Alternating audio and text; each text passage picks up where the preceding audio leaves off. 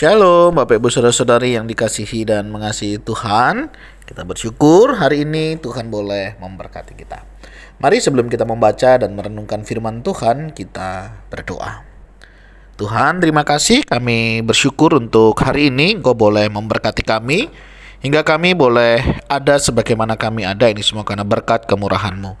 Sebentar kami akan membaca dan merenungkan firman-Mu. Berfirmanlah dan biarlah kami mengerti apa yang menjadi kehendak-Mu di dalam hidup kami.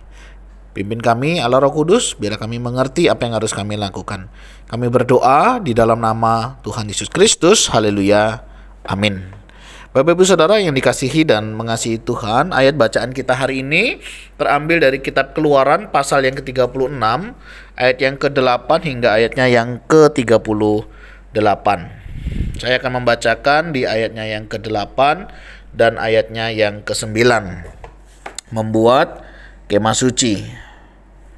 Lalu semua ahli di antara tukang-tukang itu membuat kemah suci dari 10 tenda, dari lenan halus yang dipintal benangnya, dan dari kain ungu tua, kain ungu muda, dan kain kirmizi dengan ada kerupnya. Buatan ahli tenun dibuat orang semuanya itu. Panjang tiap-tiap tenda 28 hasta dan lebar tiap-tiap tenda 4 hasta. Semua tenda itu semua ukurannya. Amin. Demikianlah firman Tuhan. Mari kita merenungkannya.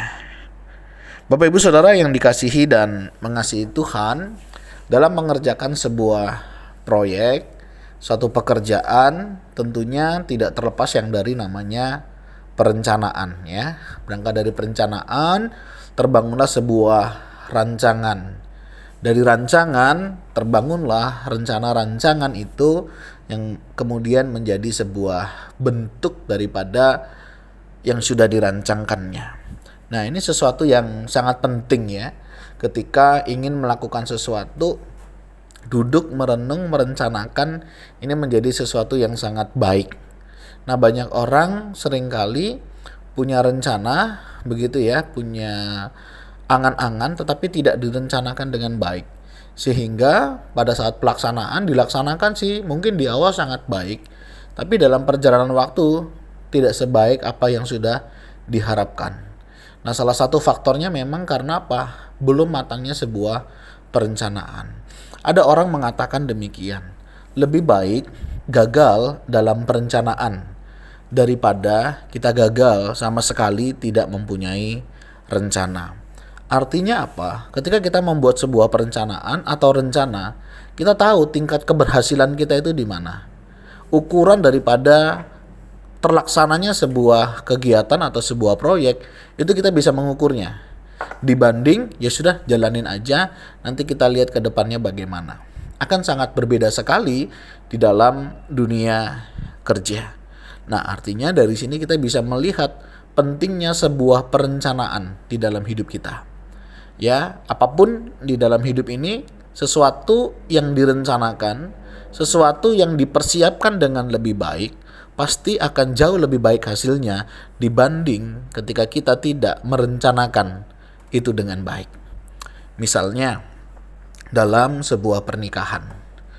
Pernikahan yang dipersiapkan, dirancangkan, paling tidak akan jauh lebih baik dibanding dengan keluarga yang tidak direncanakan.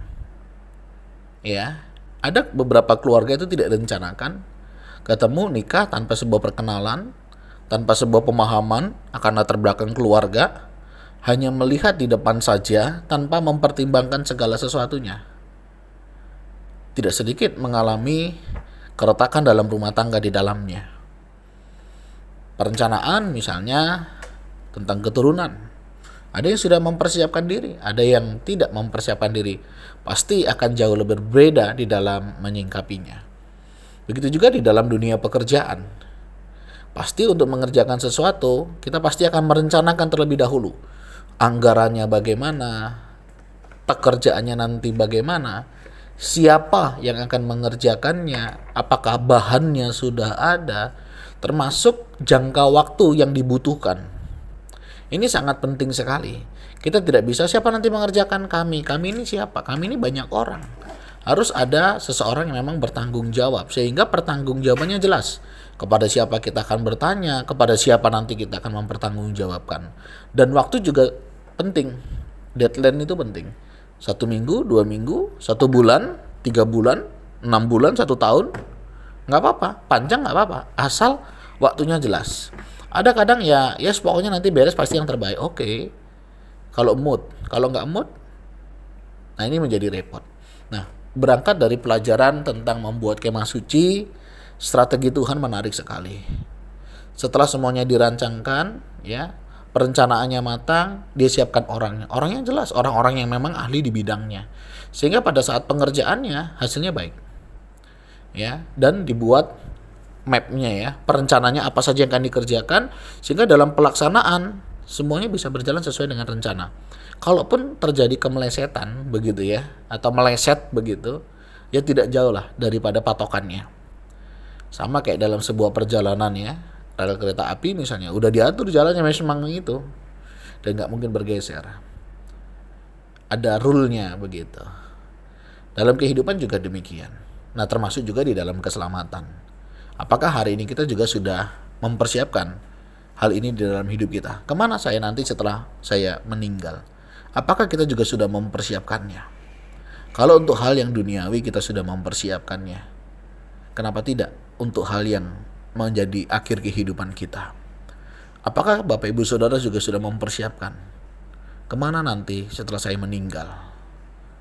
Apakah saya tahu bagaimana kehidupan saya nanti? Banyak orang, ya kita kan belum mati, kita masih di dunia, nggak perlu kita pikirkan itu. Tidak, kita perlu memikirkan hal-hal yang demikian. Untuk sebuah proyek, untuk sebuah pekerjaan, kita merencanakan sedemikian rupa, kita mempersiapkannya dengan baik.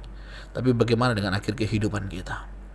Firman Tuhan katakan, setiap orang yang percaya kepadanya tidak binasa, melainkan memperoleh kehidupan yang kekal.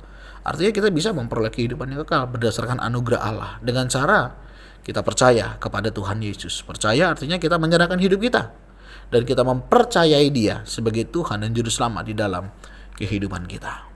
Bapak Ibu Saudara, bagaimana dengan persiapan kita hari ini? Apakah kita juga sudah mempersiapkannya dengan baik perjalanan hidup kita ke depan? Tuhan, terima kasih. Kami bersyukur hari ini kami belajar bagaimana mempersiapkan segala sesuatu dengan baik.